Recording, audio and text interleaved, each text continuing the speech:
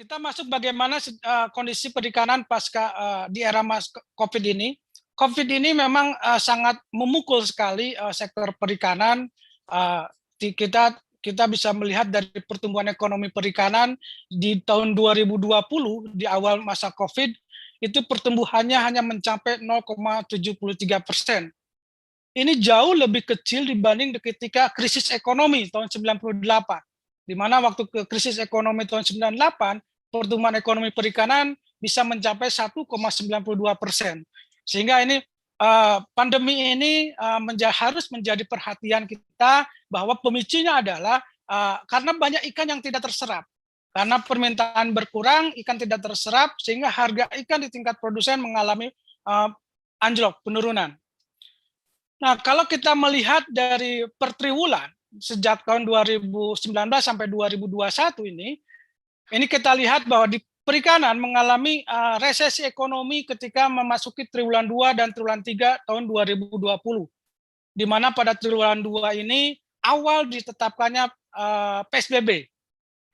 Nah, ada hal menarik bahwa setelah resesi, alhamdulillah bisa sedikit pertumbuhan bagus di triwulan 4 dan masuk di triwulan 1 kembali terkontraksi di negatif. Namun yang menjadi hal yang menarik dan ini perlu kita apresiasi bahwa pada triwulan 2 pertumbuhan ekonomi perikanan jauh lebih besar dibanding dengan sebelum-sebelumnya. Bahkan jauh sebelum krisis pandemi COVID-19 ini. Dia pertumbuhannya bisa mencapai di atas 9%. Namun demikian, ini harus hati-hati, kita jangan lengah, karena seiring dengan pertumbuhan ekonomi ini, pada awal triwulan ketiga 2021 ini, pemerintah menerapkan kembali PPKM darurat, PPKM Jawa Bali, dan sampai sekarang masih PPKM level 4, 3, 2, 1. Nah, sehingga ini jangan sampai kita mengulangi di triwulan kedua tahun lalu, di mana triwulan kedua tahun lalu ini awal ditetapkannya PSBB, sehingga itu memicu terjadinya resesi di sektor perikanan. Mudah-mudahan di triwulan ketiga ini prediksi BI akan sedikit mengalami penurunan, akan tetapi penurunannya tidak sebesar seperti yang terjadi pada triwulan 2 2020. Mudah-mudahan kita sama-sama antisipasi dengan baik. Pertumbuhan PDB perikanan juga relatif lebih bagus, saya kira kita PDB perikanan sejak tahun 2015 terus mengalami peningkatan dan sekarang di tahun 2020 sudah di atas 600 miliar rupiah. Bagaimana pandemi ini terhadap sektor perikanan di wilayah provinsi? Ini yang menarik. Beberapa provinsi terutama di Jambi, Sumatera Selatan, ini yang merah-merah, yang bawah merah-merah ini adalah yang mengalami pertumbuhan ekonomi yang negatif di tahun 2020. Yang paling besar adalah di Sulawesi Tengah. Di Sulawesi Tengah sama Sulawesi Selatan. Sulawesi Tengah ini paling besar, sama Kepulauan Bali juga cukup besar. Tapi yang menarik bahwa di Bangka Belitung ini cenderung mengalami pertumbuhan yang sangat bagus. Dia pertumbuhannya di tahun 2020 ini sektor perikanannya tumbuh sekitar 9,75%.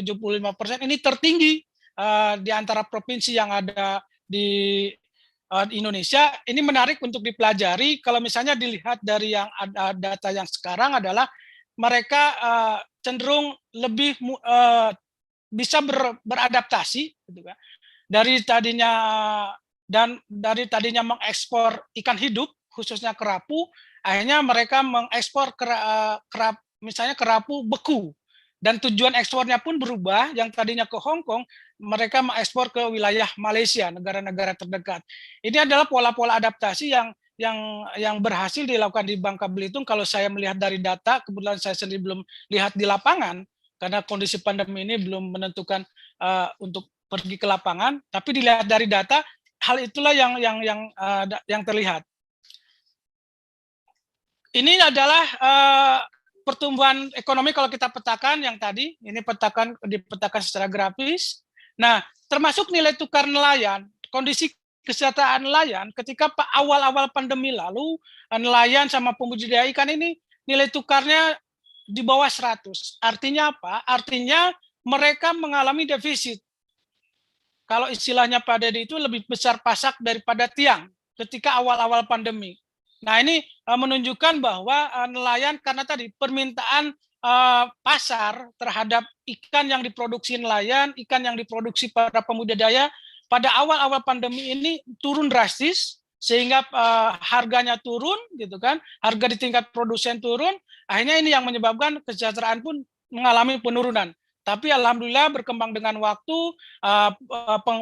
pengurangan pengetatan, akhirnya kesejahteraan nilai tukar pun mengalami mengalami peningkatan.